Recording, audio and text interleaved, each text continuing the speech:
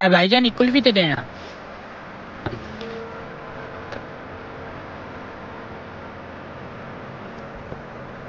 यार बेचारा कितना माड़ा है यार, ये ना हेल्प करनी चाहिए। मेरा दिल है इन्हें कुल्फी खवाना। भाईजान एक कुल्फी ना भाई भी दे दो। लो जी भाईजान कुल्फी खाओ। माड़े बनिया की हेल्प करके ना मजा ही अपने। सही गल है, मजा आ जाता है। खा खा भाई इंजॉय कर। मैं ना किसी माड़े बंदे को वेख ही नहीं सकता। मैं जो भी कोई शह खाता ना, मैं जड़ा भी बंदा विकता मैं उन्हें खवाना। तू खा इंजॉय कर, मैं पैसे दे के आया। जी भाईजान दसो किन्ने हो गए? हेलो भाईजान। ए भाईजान मालिक बैठे हैं ना, दे दे। है मालिक है जी भाई। भाई जी तुसी मालिक को दुकान दे? जी भाई जी मैं यहाँ।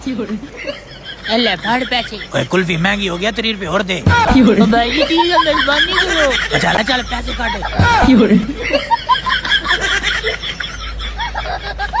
भाई जी फोन ते मैंने पसंद है। भाईजान 1.5 लाख रुपए दा फोन है। भाईजान 50,000 रुपया इधर ले लो। ਇਹਦੇ ਨਾਲੋਂ ਚੰਗਾ ਭਾਈ ਜੀ ਤੁਸੀਂ ਫ੍ਰੀ ਲੈ ਜਾਓ। ਹਲੇ ਚਲੋ ਠੀਕ है।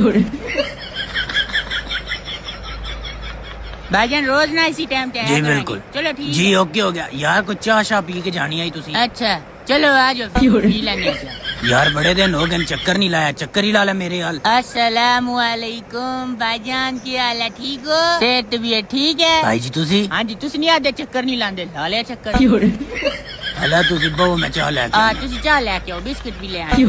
चलो फिर भाईजान मैं चलता है। ओ बहन भाईजान दोपहर की रोटी खा के टुर जांदे। चलो ठीक है फिर रह जांदे हां। ठीक है बना लो तुसी रोटी। ठीक है भाईजान फिर चलना। ठीक है काका जी चले। ओ बल्कि ये अल्लाह काका रख ले चीज खा ले। ओ कोई नहीं लोड भाई जी रहन देंदे। चलो ठीक है फिर ओके चलो ठीक है। सही है फिर ध्यान नाल जाइयो, घर जाके फोन करना। ठीक है ध्यान नाल जाना। ये है ध्यान नाल जाना पैना है। कसम भी कमलाई।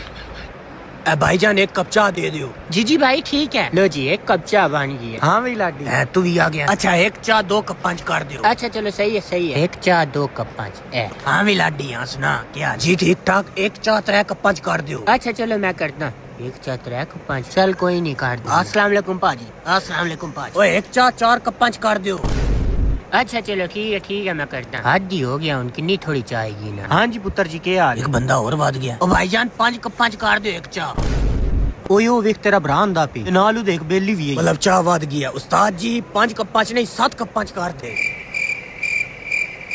चलो भाई जी चाह थोड़ी रेडी हो गया, आ करो। ओ भाई जी थोड़ी चाह आखी है तुसी कतरे ले आए हो। भाई जी जिन्ने तुसी बंदे बह गए हो ना इकट्ठे हो गए हो, तुम्हारा ना ही कतरा रही है। चलो आ करो। चलो भाई जी तुसी भी आ करो जान दियो।